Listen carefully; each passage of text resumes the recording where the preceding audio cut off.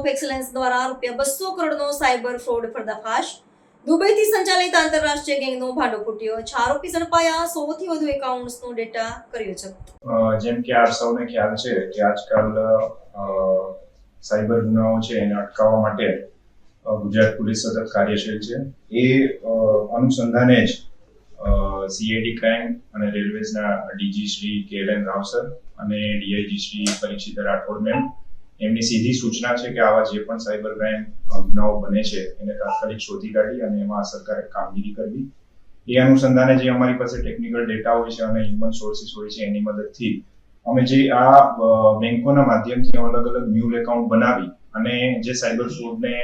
અંજામ આપવામાં આવે છે તેની કામગીરી કરવા માટે અલગ અલગ ટીમો બનાવી અને સતત પ્રયત્નશીલ હતા. અને એ અનુસંધાને જ મોરબી, સુરેન્દ્રનગર અને સાવરકુંડલા એ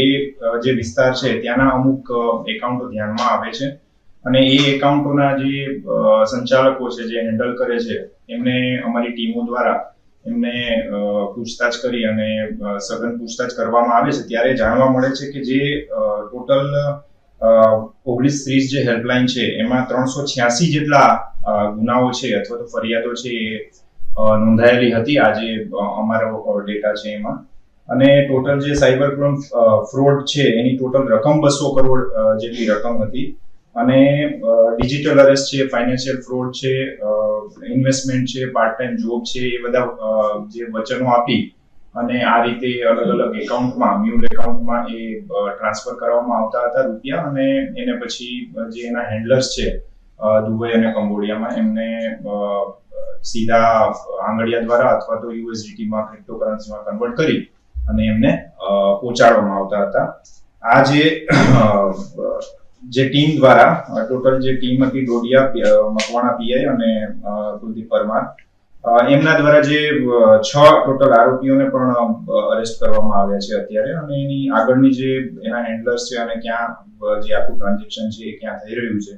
એની બાબતમાં અત્યારે તપાસ ચાલુ છે. એમાં એ છે કે લાસ્ટ ટાઈમ જે ડિટેક્શન હતું 804 કરોડનું એમાં એનજીઓ અને એવી જે સંસ્થાઓ છે એની આડમાં બેંક એકાઉન્ટ ઓપન કરી અને આ રીતે ફ્રોડ કરવામાં આવતો હતો. આ વખતે જે અમારા ધ્યાન ઉપર આવેલું છે એમાં લખતર એપીએમસીમાં એકાઉન્ટ ઓપન કરી અને પેઢીના નામથી એકાઉન્ટ ઓપન કર્યું છે અને પછી એમાં જે ફ્રોડ્યુલન્ટ ટ્રાન્ઝેક્શન છે થયા છે. બીજું કે